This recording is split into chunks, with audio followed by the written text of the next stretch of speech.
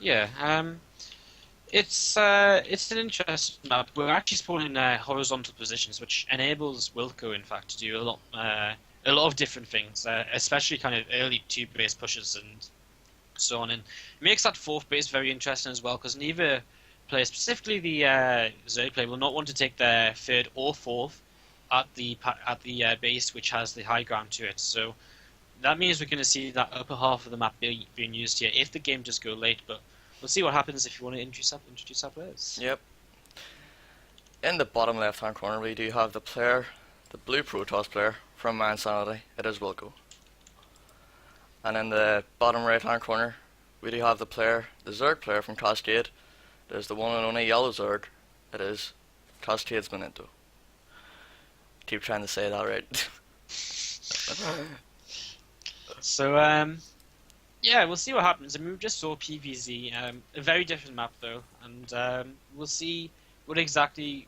I mean, it looks initially, at least, that Wilko is going to go for a very similar opening to what J Power went for. He's probably going to go Nexus first, follow up with a Forge, and just go for a Forge fast expand build, and play it out from there. And I would be very surprised if Minato all of a sudden decided to change his game plan. But that being said, he won't have as good a scout on his opponent this time around.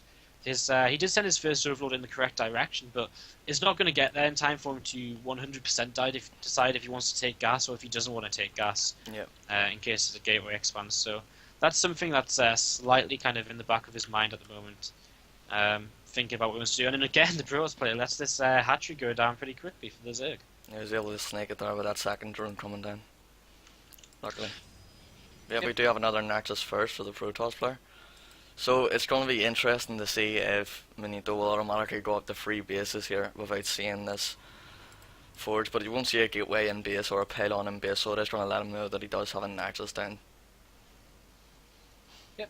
I mean, yeah, as he comes into the base, I mean, he's pretty much starting to figure out what's going on, and I think he's not taking his gas, so it's very likely again we're going to just see that very fast free base. The probe's already rallied at that third base to try and block it if possible, but a couple of lings will hunt that down most probably very quickly. So Minato knows what he's up against. He comes down to the natural round, gets full confirmation that hey, that Forge is up, Cannon's on the way, Nexus is on the way as well.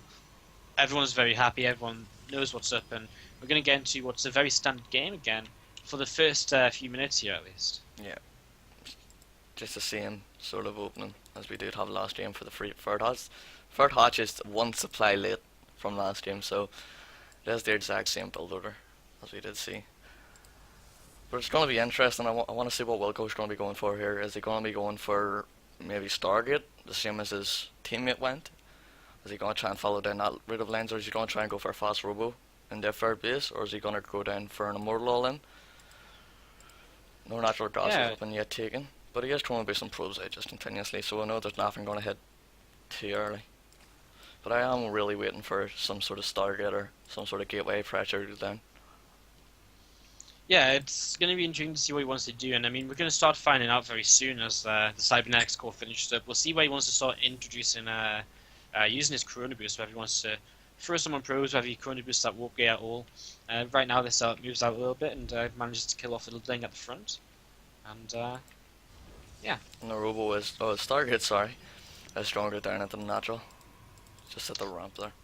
Okay, so, I mean, there's that choice. So, still a very similar build to J-Power, and same for Minato. He's getting that third base finishing up here. He's only just now introducing his gases. So both these players just playing that macro game for now here on a Frost and looking to see where exactly they're going to end up.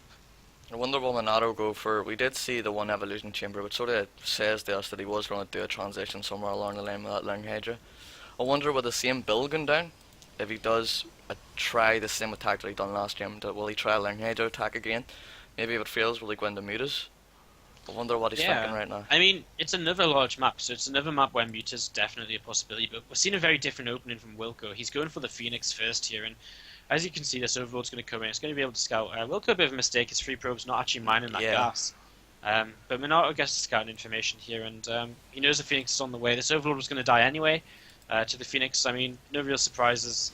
And he's going to be, once again, very happy. He knows he's against the Stargate, just going to make pure drones for now. And add on a couple of sport callers here and there. Go through the mental checklist of Phoenixes are on the way. You know, Yeah. Spore Crawlers, hold position my queens next to my Spore Crawlers, make sure my Overlords are over Spore Crawlers, and in general just make drones because no aggression's coming your way for a little while here. Yeah, definitely. With Phoenix coming out, the Zerd player just automatically has like an alarm that goes off in his head saying that he is going to be safe for the next while. So you do see the double upgrades that are going straight down. But believe it or not, some Protoss players actually do put on some aggression that is completely, that the Zerd player will have no idea of after Phoenix come out. It's just like a free gateway push. But sometimes does a lot of damage to the Zerd because they're trying to throw down Spore Crawlers and they just have no idea. He lost to Phoenix. He's lost to Phoenix just trying to, damage an Overlord more than anything. Like, 2 Phoenixes were never going to kill that Overlord realistically, and another Phoenix flies over that third base now, but that's a big loss. I mean, keeping your Phoenix count high is always going to be important. We can actually see now that Minato is going to be going for something different here. Doubling upgrades, Infestation Pit on the way. Yeah. Looks as though he wants to go into a very fast Hive and Ultralisk play here. And, this is a style of play which we saw in the middle of 2013, kind of when it was the DreamHack, which Naniwa played Lenok in the finals. Yes. It was very popular then. It went out of style for quite a long time, and now it's coming back in full force with this double upgrades. And we're seeing it very, very often. These Phoenixes, they fly in, they get a single drone, and now they're actually going to find themselves a queen. But they're going to have to use 2 lifts to get this, and actually the Spore Crawler comes in range, and this queen will get away, so these Phoenixes just take a bunch of free damage more than anything. That was very, very close. As soon as the Phoenix go out, the Hive does start, so it is definitely going to be some Ultralisk sort of play, because then we do have the melee upgrades being done. But believe it or not, Wilko was actually playing into his sort of pace here. Yeah, Wilko starts the third base. I love the fact he's already walling off here. He's seen the double upgrades. Oh no, he hasn't. He's actually seen the single upgrade. Yeah. So, I guess what he hasn't seen, he's seen the Infestation Pit, which I guess is a pretty good idea of what's going on. Do you see a Ling run by going on here? Single sentry is not going to go down, but force fields are used, and this third base is in a bit of trouble. These Lings will just get out of there in the end, but well, Wilko actually doesn't have any units. No. I mean, he's made this third base and he's made a wall at his third base, but he has no units. Like, oh, that was very, very close. I thought he was going to take more damage than he did. Yeah, he's reacted very well here, getting this wall up. This wall has actually saved him completely at the third base. His Natural's still in a bit of trouble. He has got that gateway up to help wall, but he doesn't want to have to let that finish. Yeah. Because then he's going to just have to kill it off and it's completely wasted minerals. So he's in a bit of trouble here, and right now these Lings continuing to stream in. He's going to turn away now, but I feel like he may as well have at least just got that gateway on 200 health left. So many Lings for this star. Like, yeah. Did he get the value out of it though? Like he got an immortal and 2 sentries. I think he did, because he's forced a lot of kind of panic out of Wilko. He's already got 1/1 upgrades done for his Lings. I mean, the Lings are always going to be useful in the game. It's not like he's just made Lings just to try and deny that third base while going Roach Hydra. He's got his 4th base up behind this. He's already on 80 drones. So I think it was nothing wrong with going for that. I mean, there was nothing else he needed to spend his lava on, and now he's getting his Ultralisk Cavern. He's going to be able to go into Ultras, and Wilko has no answer for Ultras right now. Losing that first Immortal is a bit of a shame, and I mean, he's starting up a Twilight Council, he's starting up a second Robotics facility, but no doubt that would have been earlier if he didn't have to mess around with his probe so much at his third base, and them Lings thinking about going in again, but they just need to back off until the Ultras come out. And 6 Ultras on the way at the 12:20 mark. Wilko needs some answer to this soon, and I think his best option... But he does actually have an observer that's pointing over the Ultras Cavern, so he must know that something like this is on the way. Immortals are being produced here, so this is going to be very, very close, but I don't think he's going to have enough to be able to hold 6 Ultras. Yeah, that's exactly what I was going to say. I think he's starting to respond correctly, and I think he needs to throw down Templar Archives really quickly, because one of his best options here may be to get them Archons out, as well as these Immortals. But is it going to be enough? I mean, we're going to see, about 3 Immortals against 2 Colossi, against 7-ish Ultras and a whole bunch of Lings. Yeah. It'll be hard for a Zerg player to engage, which is one thing that's going for him. And these walls are going to stop the Zerg player from doing too much damage to the third base.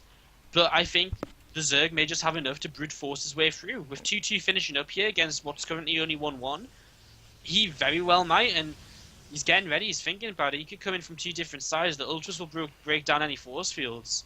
And, an Immortal might get caught out by these Lings, which is really bad. The Time Warps don't do anything, and Ultra's coming in from behind. This army's trapped!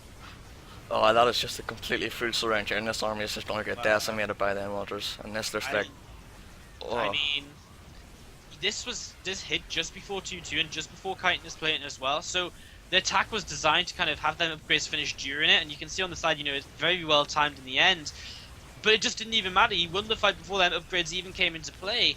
If Wilko had maybe defended a bit better, them upgrades would have hit at just the right time. Minato may have been delayed a few seconds, and that's what was taken into account. But Wilko, Very well played by him. Completely destroyed by Minato.